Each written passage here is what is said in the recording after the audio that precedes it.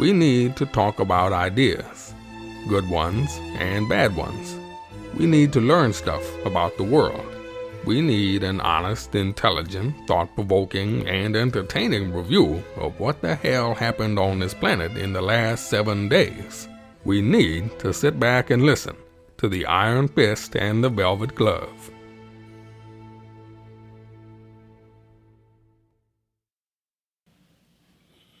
Yes, hello dear listener. We are back, the Iron Fist and the Velvet Glove. I'm Trevor, aka the Iron Fist, over there. Well, I used to say, living in Peter Dutton's electorate of Dixon is Joe the Tech Guy, but now I can't say that. Not because he's moved, but for other reasons. Joe, how are you?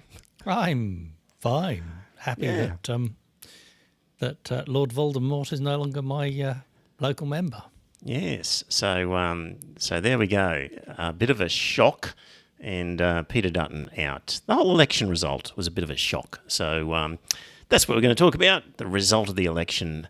What happened? What does it mean? What are the theories surrounding it? So if you're in the chat room, tonight is a really good night. If you want to make a comment, then you're likely to have your comment heard, and we'll talk about stuff. So it's a bit of a free-for-all on what happened on the election. So Don is there. Hello, Don. Welcome aboard.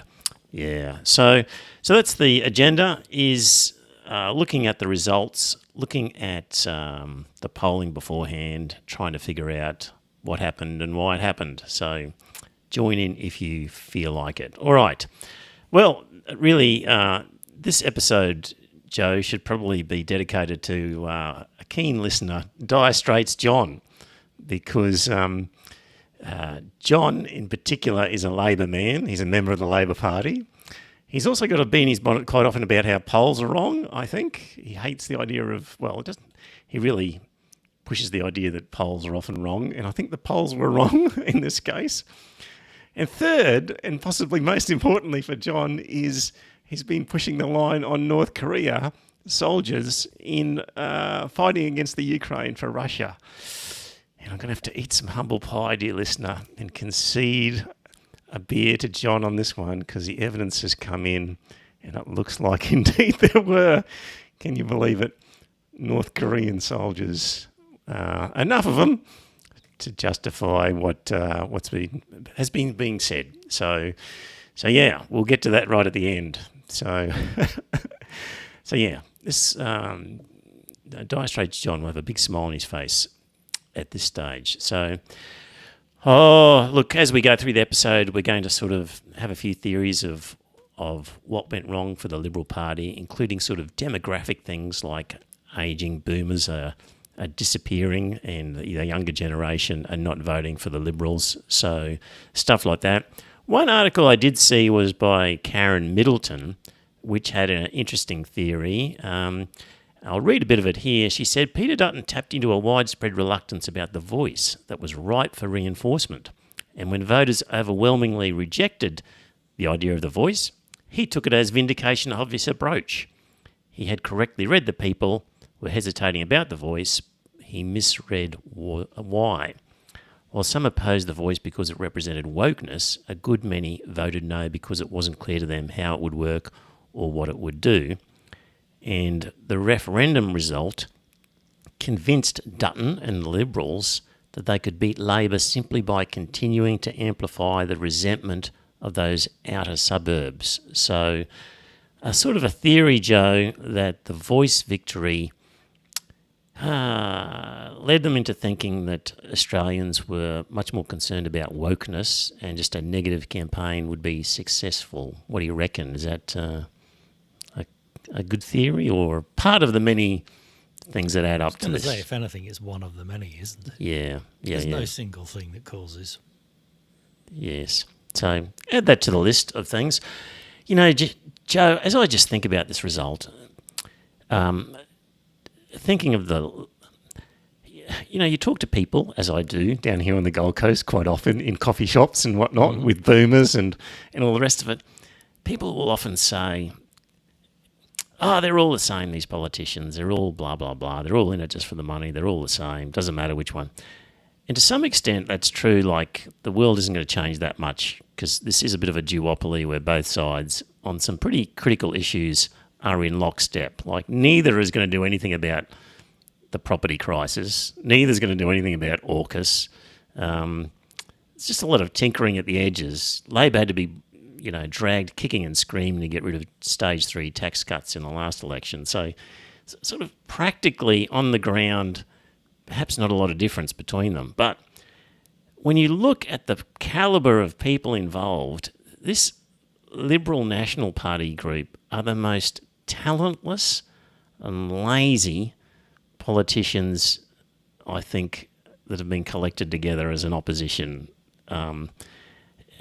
At least in Morrison's case, they were a bit more hard-working and would get across the detail a bit more. These guys have just been lazy and hopeless.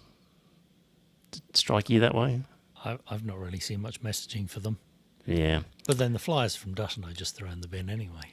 Yes, but they just weren't across the policy detail. So when you can agree and disagree about things about the philosophy of the having the priority of the market and less government and lower taxes, and you can talk about those things. You might disagree with them, but you should know your numbers and your facts and figures. And whenever I saw these guys talking, they would just stumble over the most basic facts and figures of their own policies. So, a number of them have gone, and the ones who are left, Joe, will talk about the sort of potential new leader who might come across. It's pretty slim pickings in terms of talent that's there. I've heard 2 names, I think. Yeah, which ones? Sussinlay and Angus something. I can't Yes, remember. Angus Taylor, yes. The guy in Western Australia, Christie, and Dan Tehan. It's a pretty talentless bunch that they're looking at, and it's hard to imagine them resurrecting things over the next 3 years and putting up a good fight ready in 3 years' time, just based on the talent that they lack in that cohort. Because, Joe, why would anybody with talent want to join the Liberal Party and go through the pre-selection process when you first of all got to be a right-wing nutjob Christian nutter to sort of get pre-selection, because the Christians have controlled the pre-selection process in the Liberal Party. Well, certainly done in Victoria, haven't they? Yeah. So for anyone with talent looking at joining, they wouldn't make it through the pre-selection process. So... Are you saying that all right-wing Christians are talentless? Well, yes. Okay. Particularly when it comes to forming policy that might be for the betterment of the common good of the community. They're just going to do stuff that benefits Themselves and God? Yes. And unfortunately they've adopted this what's it called, Joe? Prosperity gospel, where, having more money is a sign that you've been favoured by God, and having less money means there's something wrong with you. So it's a nasty sort of philosophy that these people have. And the poor people deserve it because God doesn't like them. Yeah, and it's so far away from the idealised message of Jesus. So that's the sort of inherent problem that's in the Liberal Party. Nobody mentions that. You just get that on the Iron Fist Velvet Glove podcast. So yeah. What do we got here?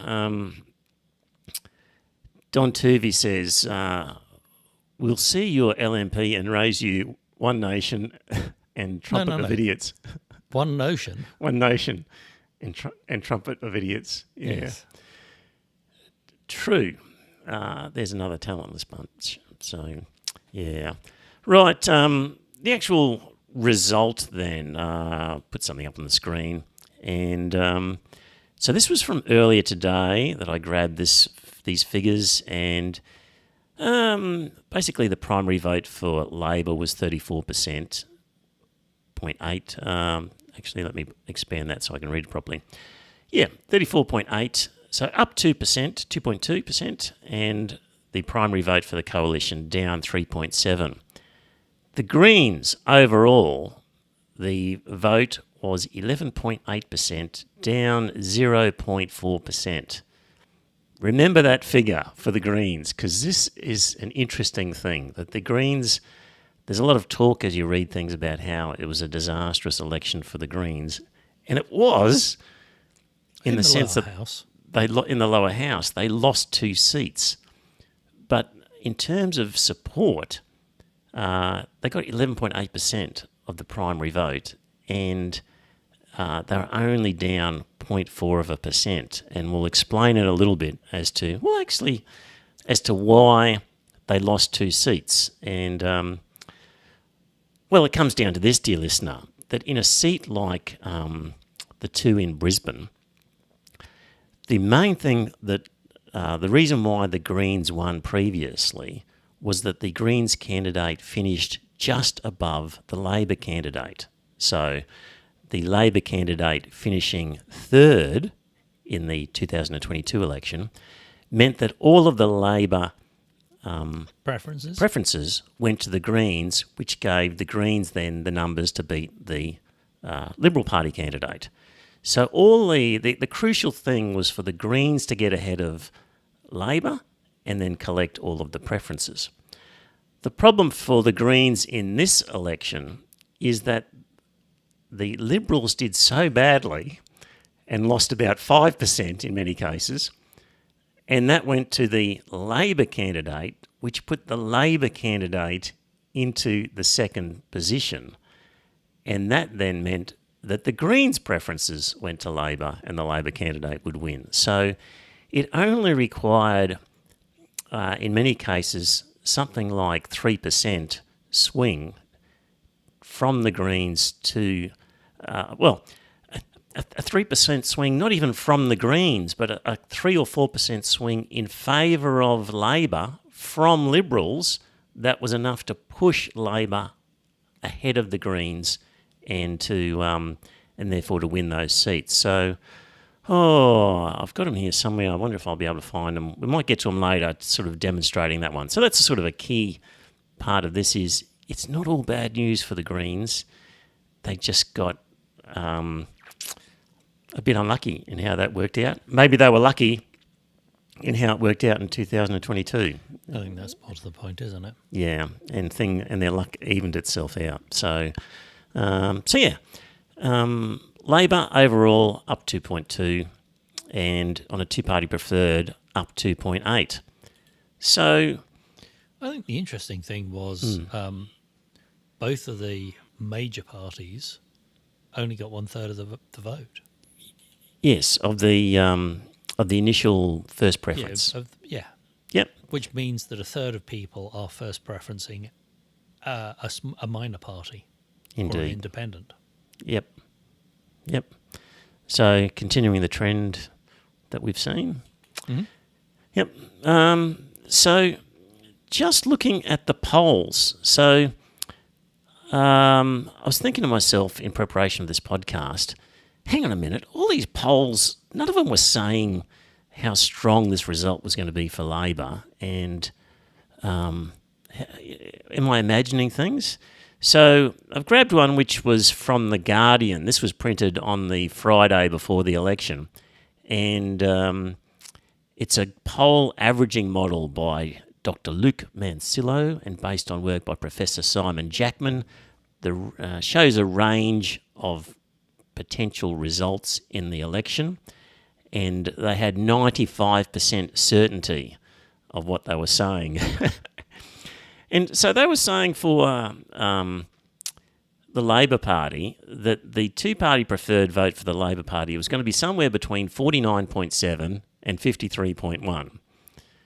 And it ended up being 54.9. So it was well outside their range of 95% probability. Now, they were basing theirs on a poll of polls, if you like. They were taking all of the polls and averaging it out and stuff like that. So, and a similar story with the LNP.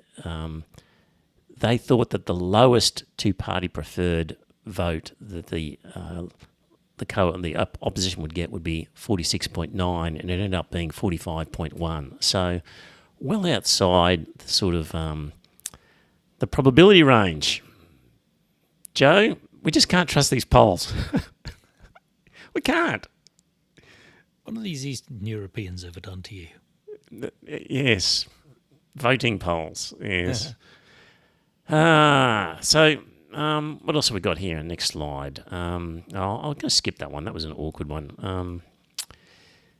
Queensland, a 3.4% swing to the ALP. So pretty high in compared to what was predicted. And actually... Interestingly, whoever you got this from... have counted Trumpet of Patriots as the United Australia Party.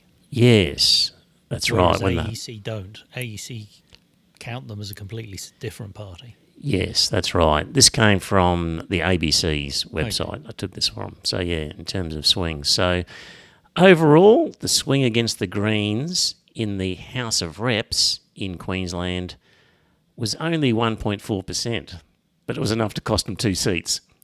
So... that's just the way the numbers worked out for the Greens on this occasion. What have I got on this one? Other interesting ones down south, Joe. Tim Bloody Wilson. Yes. Looks like he might get in against Zoe Daniel in the seat of Goldstein. Like, he's been out. So she was one of the Teal candidates. Yes, she was. And it's looking like he might get in. Wasn't he a rabid Christian? Yes, very rabid much gay so. Christian? Yes, and there was an awful scene where he was fighting over who should lay a wreath at an Anzac Day ceremony. But forgiven by the people of Goldstein. I think there's been a slight change in the boundaries that might have aided him, but... maybe. You'd have to be depressed as Zoe Daniel if a guy like Tim Wilson can come back from the dead and knock you off. You'd begin to wonder... didn't she... get him out in the first place. Yes. Yeah. And to have him come back like this, like some sort of zombie that you just can't finish off properly, it'd be quite depressing. Yeah. I wonder whether it's disaffection for her or whether that people really liked Peter Dutton as a leader. Yeah. Yeah. So, yeah. Back to just temporarily for the Greens. So Max Chandler Mather, he lost his seat in Brisbane because of that arrangement I mentioned before. He had a 2% swing against him, but it was enough to lose because the Labor Party got a 5.7% swing, which included a lot of Liberal votes. So that's what happened there. And a similar story in the other one. Meanwhile, Joe... if you look on social media, you'll see bullshit representations like this one I've got on the screen from Just Media Watch, which basically shows that based on the preference count, the Labor Party has 57% of the vote and Max Chandler Mather 43% of the vote. And it says here, he previously had won with the margin of 10.5. And now he's losing by a margin of 14, and they're basically saying, that's because of the shitty policies of the Greens. It totally misrepresents that whole preference arrangement and flow. Like, it just... weird things happen. I remember watching the state elections, and weird things were happening with flow. Yes. With Labour and Greens flip-flopping. I think it was the Green seat. Yeah. There was also, I'm just trying to remember now. No, lost it. Yeah. So quite disingenuous to say Max Chandler Mather previously held it by a margin of 10.5 and has now lost it by a margin of 14. It's all to do with losing enough to get into third place and then losing badly from then on because of preferences. An avalanche effect because of the preferences. Yeah. Similar result in Brisbane. And Joe, it looks like where I am, in the seat of Ryan, that the Greens candidate might hang on, Elizabeth Watson-Brown, in the leafy western suburbs of Brisbane. Yeah. I didn't know you were a Green Electorate? voting area. Yeah, electorate. Yeah. Well, she looks like retaining it. So, what about the Senate? Just a little Senate basics update. The Senate is made up of 76 senators, 12 from each of the 6 states, 2 for each of the territories. Half of the state senators face election every 3 years, and the territory senators face election every time the lower house goes. So, so that's how that works. So essentially, just over half of the Senate up for re-election, and Labor Party gained a few, Liberals lost a few, and the Greens have 5 continuing and 4 have been won, and 2 are likely to be in their favour. And I think I've got the overall. Maybe I don't.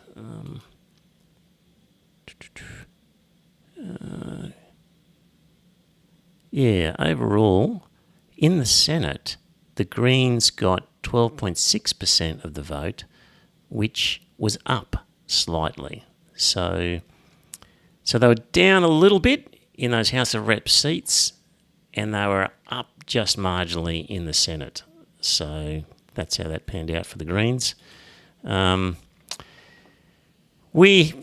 forgot to look up the Socialist Equality candidates, see how they went. But have you ever heard of Drew Pavlou at all? He's this mad guy on social media, just insane. And he posted on his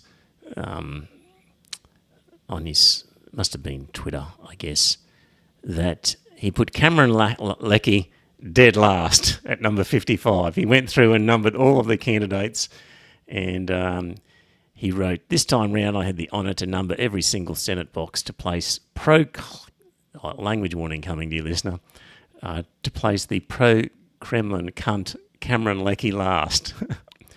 Fatima Payman literally ran a pro-Putin stooge. Pleasure to put them last." So, Cameron Leckie, a badge of honour to appear last on the Drew Pavlou Senate ballot. No shame in that. All honour to you. That's a good achievement. If he thinks you're dead last, that's a good thing because he has no idea what he's talking about. What else have I got in these? I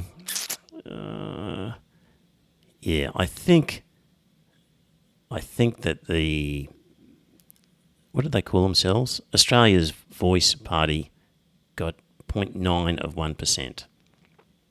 Unfortunately, I think they were outvoted by Trumpet of Patriots. I think got around. Certainly. Yeah, I think they got around 2%. Yeah. That's our democracy at work. What's the cut-off for federal funding? I don't know. Trumpet of Patriots, you sent me an article, Joe, about why he doesn't care whether he wins any seats or not. Yeah. Yeah, it was an article by Chris Stevenson on her blog. And it was about, it's all about basically getting his name out there, but also getting enough of a preference ability. Yep. So he knows he's not going to get an MP in, so it's about controlling which way the preferences flow and being able to bludgeon any party that threatens his interests with a, wouldn't it be a shame if I swung this 2% against you at the next election? Yep. And as we've seen in this election, so 2% can be vital to get you across the line. So if he can pick up 2 or 3% of influence in enough seats, then that can be enough for him to influence the major parties in terms of their decision making to keep him on side. Yeah. Right. I thought that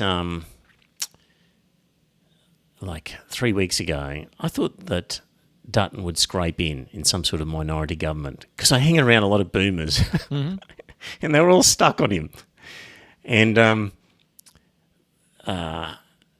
but I guess this election has proven a couple of things that the Murdoch press and the influence of the boomer generation has finally come to an end, perhaps.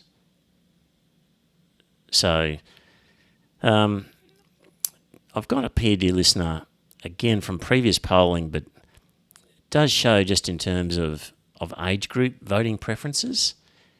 In the 18 to 34 age group, 63% vote Labor and only 36% vote for the coalition. In the 35 to 49, it narrows a bit, 56% Labor, 43% opposition.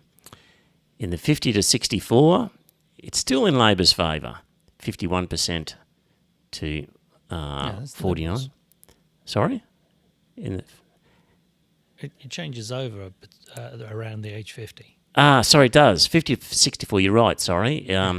51% opposition, Liberal National Party, and 49% Labor. And then, of course, in the 65 boomer territory, 59% Liberal National and only 40% Labor. So that's a bad demographic mix for the Liberal National parties because the 18 to 34 is super strong against them. And it's hard to see that turning around as, again, over the next 3 years, more of that boomer generation pass away or end up with dementia where they can't even lodge a vote. It's hard to imagine this turning around over the next 3 years. Similarly, males and females, females much more likely to vote for Labor. These guys really didn't appeal to the female vote at all. Dutton's He's mannerisms. such a charmer. Yes, and the whole sort of work from home thing as well was not appealing to the female vote. And the other sort of thing about how this splits, Joe, is on education. So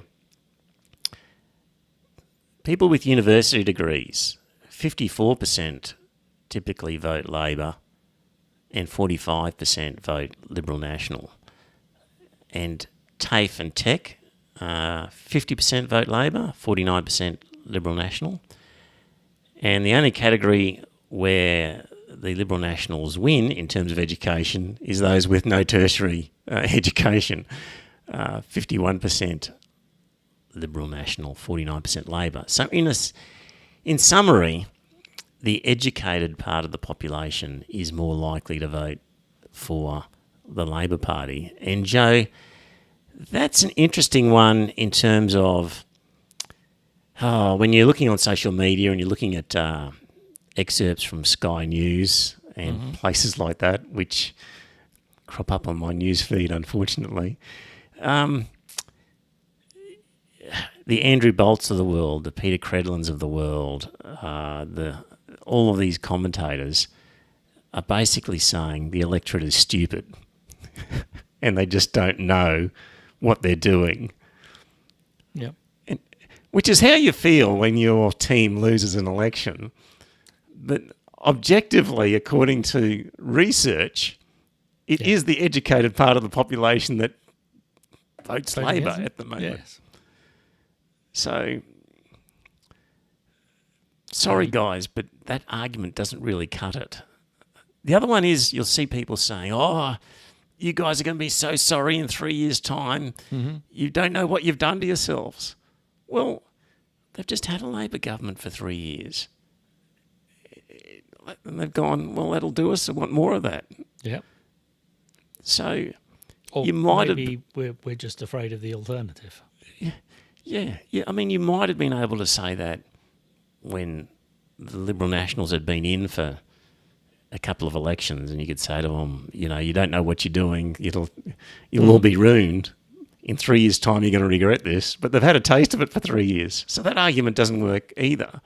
So, Joe, as you look at the comment, like you mentioned before, the commentator on ABC during the election coverage, McGrath or something like that, wasn't he? Or whoever he was.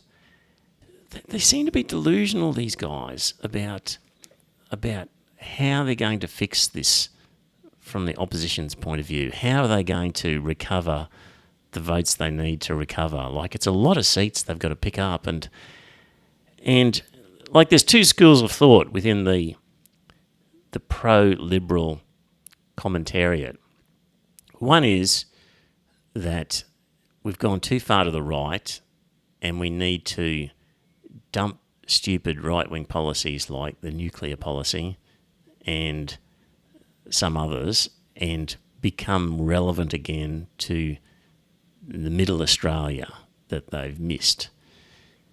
The other school of thought, which seems to me, Joe, to be the one that's the most predominant, Yep.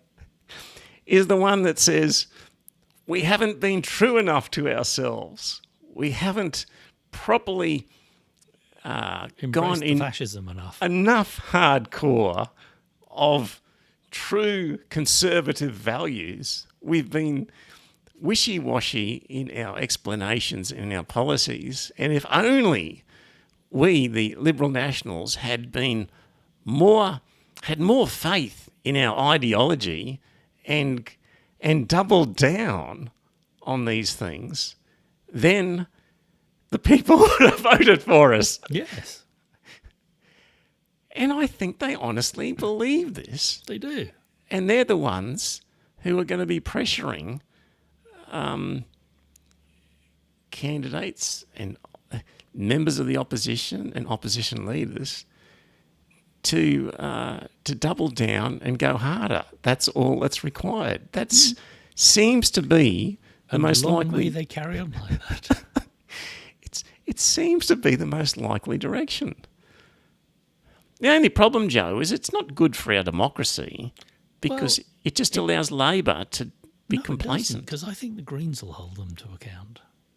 Okay. Well, I think it just makes the LNP a minor party and brings the Greens and Labour as the ruling duopoly. And I'd rather that than Labour and the LNP. yeah. Yeah. I think the Greens could be a bit spooked by what happened with losing a couple of seats.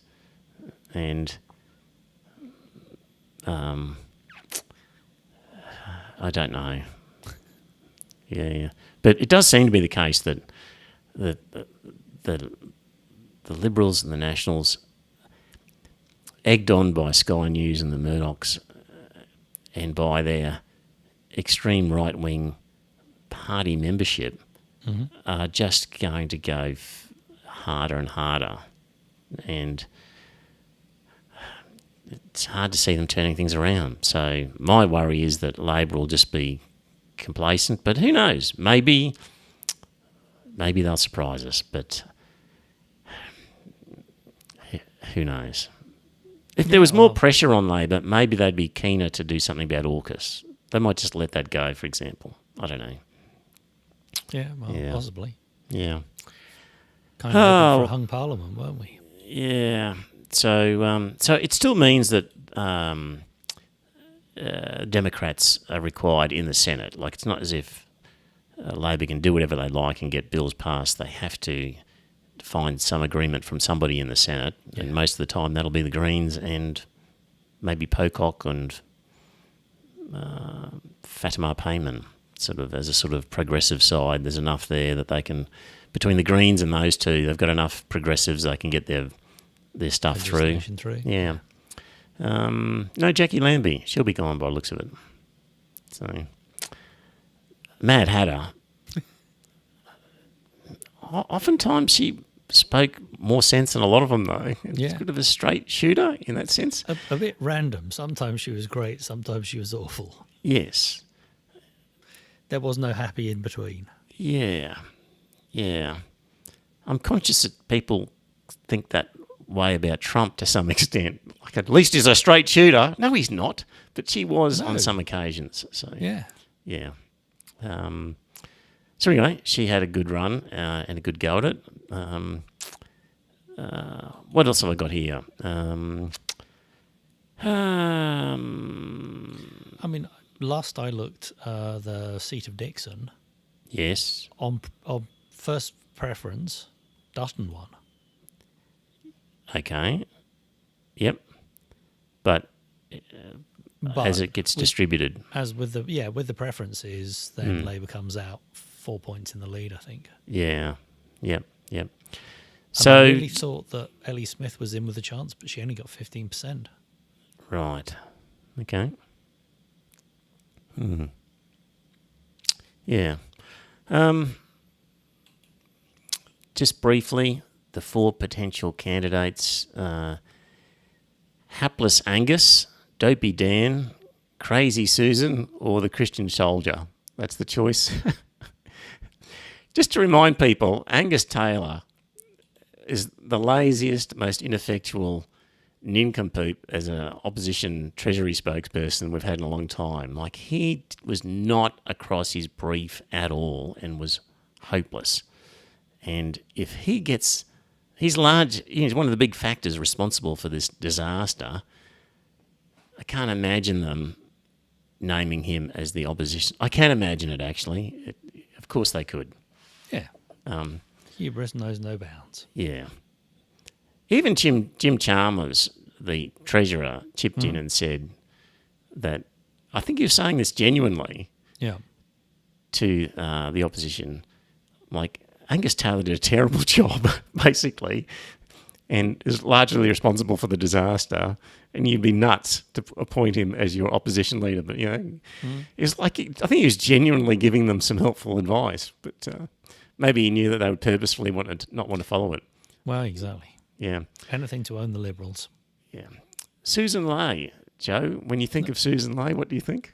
I think a woman who's spelled her name deliberately wrong because a numerologist told her to. Yes. Changed her name to put an extra S in because a numerologist told her that would be good luck or something. I mean, how can I take anybody sensibly seriously if they do that? Exactly. But is it any crazier, Joe, than thinking that a man was nailed to a cross and resurrected after 3 days? Well, that's the default crazy in this society. And so it's considerably more acceptable. So you actually have to go out of your way to be a bit wacky, to go off and talk to a numerologist and take what they say so seriously you change your name. Yeah, that is true. Yeah.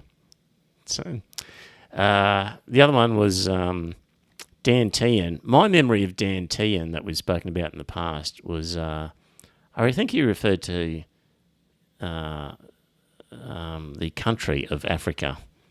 Not realising it was a continent, and there were a number of... Australia's a continent and a country, so why not? Yes. I think he did it when he was education minister. He's one of the four candidates, and Andrew Hastie, I believe, is a pretty hard, nutty Christian and a defence man. So... he, unfortunately, if he gets it, will be all in on AUKUS. He's like Cameron Leckie, sort of flipped over in an alternate universe sort of thing, ex-defence, but hadn't seen the light as Cameron Leckie had. So, yeah. So that's the choices. Care to put your money on any of those, Joe? Anybody in the chat room want to have a guess, an estimate of who they think's going to get the opposition gig? I have no idea. Yeah. I think, I reckon Angus Taylor will get it. That's my pick. I think he's I don't know. He's the front man of that lot, isn't he? Yeah. And I think he actually wants it. Right. Whereas the others possibly think, why would I want to be opposition leader over the next 3 years where I'm just going to get crushed? And, you know, the smart play might be to sit back for a while and let somebody else Do the hard yards. take all the shots. And so, whereas I think Angus Taylor really wants it, perhaps more than any of the others. So, how's that for a theory out there? What else have we got here? Of course, neither party wanted to address the housing crisis properly because that's going to require tax reform, and the property investor is the only species granted full protection in Australia. So their wealth is the source of most problems in the country and will be defended at all costs. So don't expect anything to be done in that regard.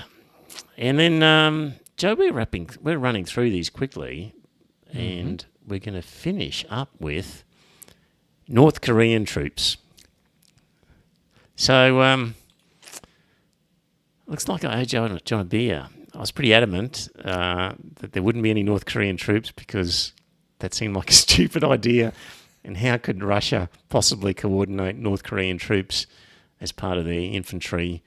And that this all came from either the Ukrainians or the South Koreans or the American defence sort of agencies. You can't trust any of them, Joe.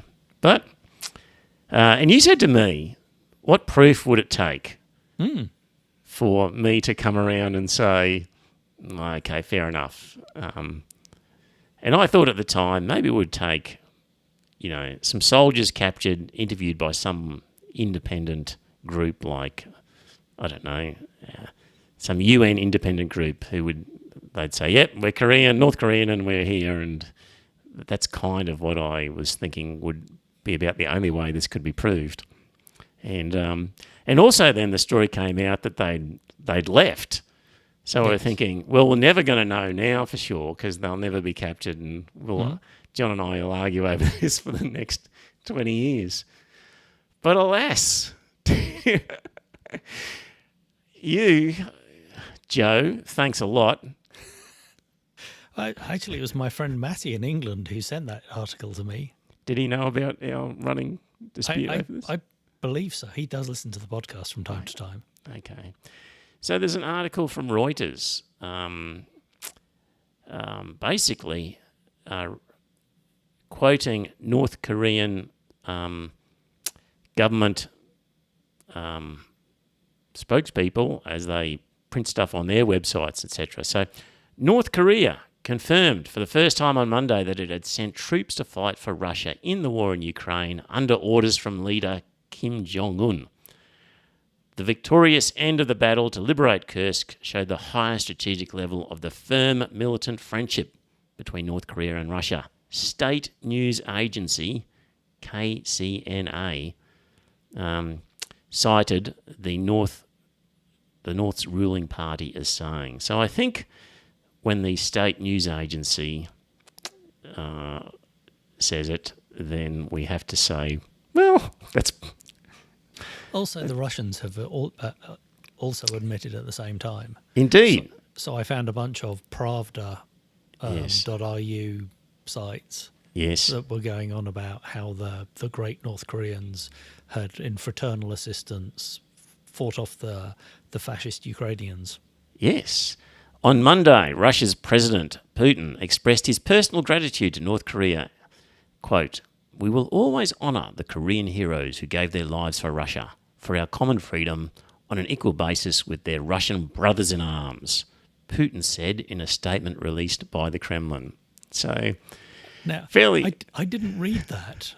That was in that article from Reuters. No, oh, I see. I didn't actually pay attention. I was guessing the phrasing that it was going to be. And it wasn't that far wrong. The best part is when you read the part from the Korean State Agency. Well, this is the translation of it from Pyongyang, April 28th.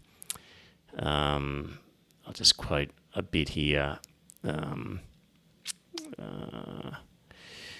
The subunits of our armed forces which participated in the operations for liberating the Kursk area according to the order of the head of the Democratic People's Republic of Korea fully demonstrated their high fighting spirit and military temperament and made an important contribution to annihilating the Ukrainian neo-Nazi forces and liberating the territory of the Russian Federation by displaying mass heroism, matchless bravery, and self-sacrificing spirit.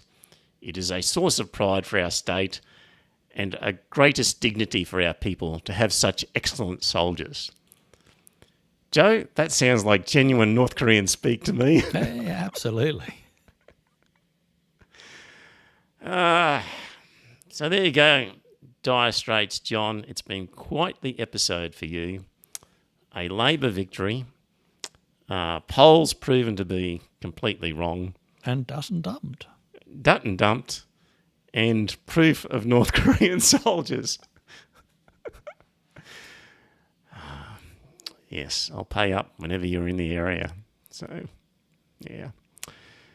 Joe, we might make it a quick one today, I reckon. Scott wasn't with us, dear listener, because he's on a plane somewhere. The other topic that we can get into next time is the latest Trump and the tariff fiasco. Joe, this will be coming to a crunch because China stopped sending and Americans stopped wanting because they're too expensive, Chinese products. But a number of products were already on the water in ships on their way. That's all stopped and there's no more leaving, and the ports are starting to slow down in terms of delivery of product. And so it's going to take a few weeks, not many more, and the shortages will start showing up on the shelves of retailers in the US, and people are going to get angry that they can't buy stuff that they want to buy. And the makers will still blame it on Biden.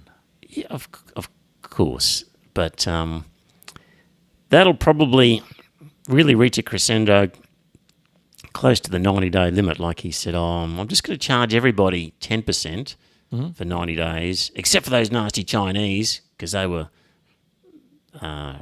retaliated. And the whole point is, at some point, he's going to capitulate on all this.